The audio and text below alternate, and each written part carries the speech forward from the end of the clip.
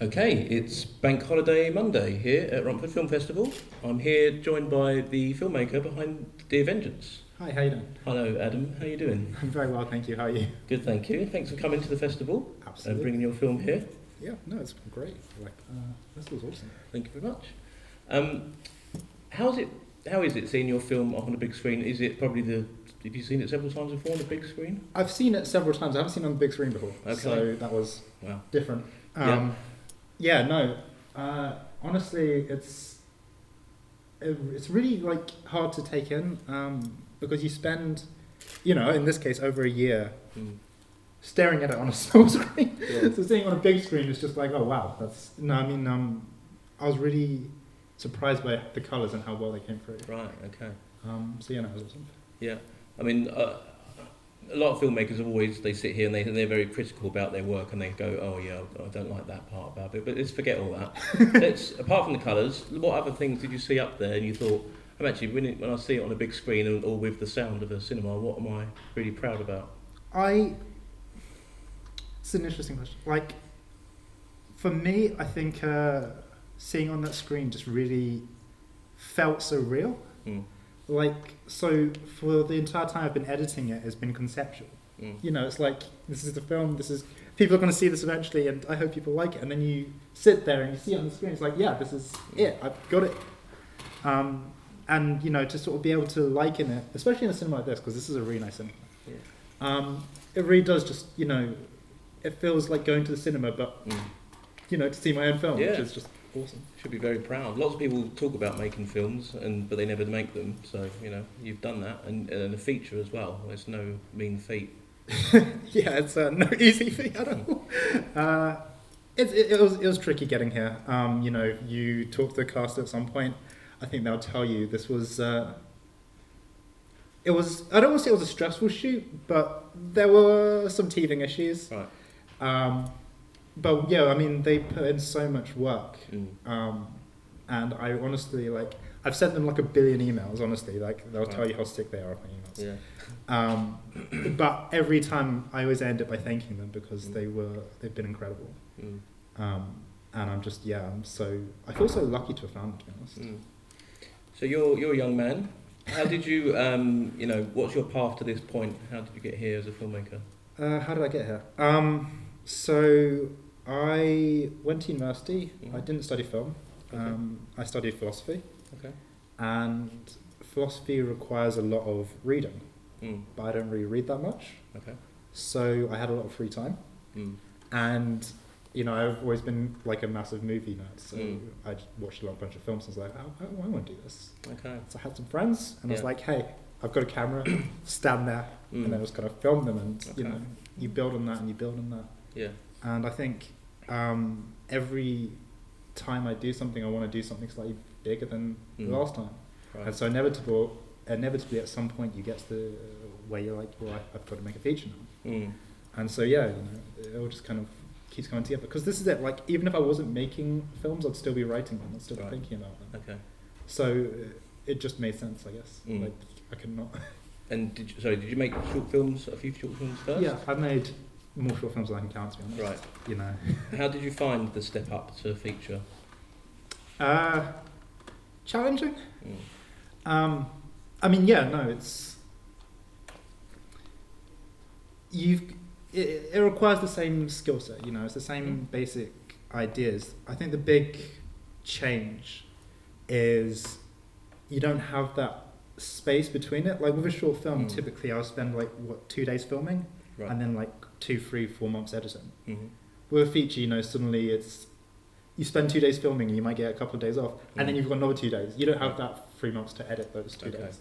Yeah. And it's just constant work. In a good way though, because going back there, seeing it, working with them, it is constantly inspiring you along the way in a way that I don't think short films really do. And so I think actually going and doing it, half of I don't want to be one of these people who's constantly quoting filmmakers. But Tarantino, he says the best way to learn how to make a film is to make a film. And I've really felt that every step of my filmmaking journey. Yeah. So yeah, I mean, I know a lot of people are all about film school, but for me, I don't think what I've learned I could have learned in film school. Yeah. What is the biggest thing you've learnt on this film that you'll take with you going forward? It's a hard one. I think this pushed me out of my comfort zone in a couple of areas that I didn't expect. Mm-hmm. Normally, when I'm doing casting, I will find, or at least look for, the actor that sort of best represents that role, fills into it, and so I don't really have to worry too much about being hands-on, making sure they're doing the right thing. With this, there were a couple of characters where that wasn't really possible because people like that don't really exist in real life. Right. And I couldn't just stand by and be like, you are basically this person, just act a little bit more like this. So I had to be really, really aggressive in hammering the exact right thing. Right. And what I found was that in doing that, it created a much more consistent performance. Okay. And a performance I was much more happy with. So it surprised me, I had to work a lot harder to get there, but the result paid off a lot more from that. Okay. I wanted to ask you about influences for this film, and you mentioned Tarantino earlier. I saw Reservoir Dogs in this. I think it's difficult not to, but I mean that's just my vision of it. Was that an inspiration? Were there others? There was a bit of Reservoir Dogs. So I wanted to shy away from, because I think Tarantino's most well known for his dialogue, and I didn't want to have dialogue like that. So there was another film called The Outfit, which is one location with Mark Rylance. Right. Yeah. And that I think that was the spark that made me think, I should retry a one location film. And then I found out that I wasn't really one location. My attention span doesn't work in one location. I need more locations. Right. And then on top of that, I don't know if anyone saw this, but there was actually a little bit of the Batman in there. Okay. The latest one. Yeah. With Rob Pattinson. I just really, really loved that visual aesthetic. Mainly the way he used out of focus shots, I think, really inspired me. And then on top of that, I've always been a massive fan of Nicholas Winding Refn. And so there was, hints of, I guess, Only God Forgives it now. Love that film. Yeah, now it's quite underrated film. It got panned, didn't it? It's much better. Oh yeah, absolutely booed at Cannes, but Yeah, what do they know? Exactly. Did we have any audience questions at this point? Pop your hand up and give us a shout. Yeah, please. Yeah. So obviously it's left up for audience interpretation at the end. What happens to Chester, or whether he, manages to go on a path of salvation, or he stays in violence? As a filmmaker, what do you think happens to him after the film, or is that something you don't even think about? I don't want to be boring, but yeah, I mean, I've always got this, and my actors hate me for this. I always have this outlook that if it's not written, if it's not filmed, then it doesn't happen. So it's sort of like, look, maybe one day in the future I'll revisit him and decide. But for me, I think the point of the ending, I mean, I don't ever want to tell you how to interpret a film. And I think if I've got to the point where I have to tell you how to interpret the film, then I've done something very, very badly. But for me, I think the point isn't so much, has he found salvation, or is he still, violent and stuck in that hole? I think the point is more just the self-realization that he was even in this hole and that the hole is destructive. And so, you have to tell me whether or not you agree. But I think it's a nice end to his character arc just to see that, culmination of his self-awareness come forth. That makes sense? Yeah. Anyone else with a question? Something that really stood out to me watching it today was the sound design and the score on this movie. I thought it was incredible listening to it today in the cinema. How did you collaborate together? Was it all original, or what was your process getting all of your score on this movie? That was an original soundtrack. It was a difficult process.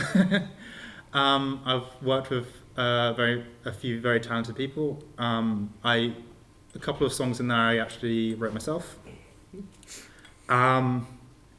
Yeah, I think creating a score is never easy.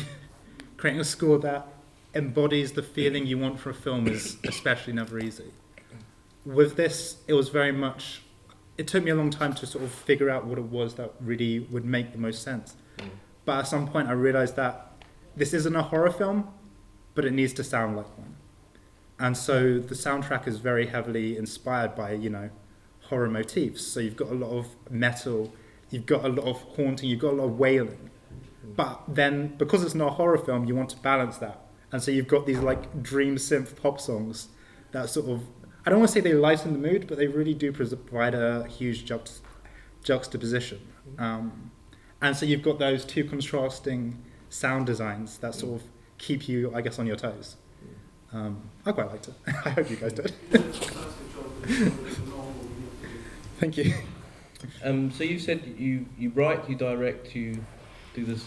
Yeah, I did the editing. Film, the writing of the music, etc. I didn't do all the music, but okay, yeah. Some of it. Yeah. Don't put yourself down. Which is your favourite part of all those roles?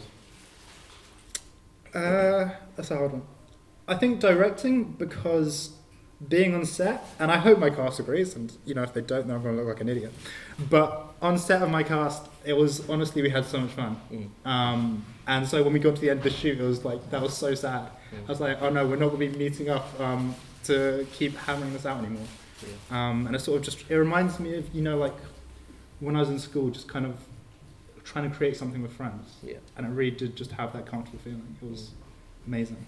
But I also do love writing, because I can just kind of sit in my room and be antisocial and do that. So exactly. Final question from me. What are you working on next? What's your next project? When will we see you back here?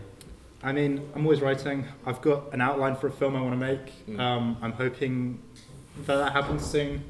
You don't want to rush it, and that's what I'm trying to grapple with. Like, do I just start filming in a couple of months, or do I sort of leave it for longer to make sure the script is, you know, tight? So, I mean, I don't have a good answer for that, just hopefully soon. Yeah, great. Whatever you do make, best of luck with it, and look forward to having you back. It's a great film, especially on the budget and stuff like that, you know, your first feature as well. Congratulations. Thank you so much, You're welcome. Can we have a round of applause, please, for Adam? Thank you.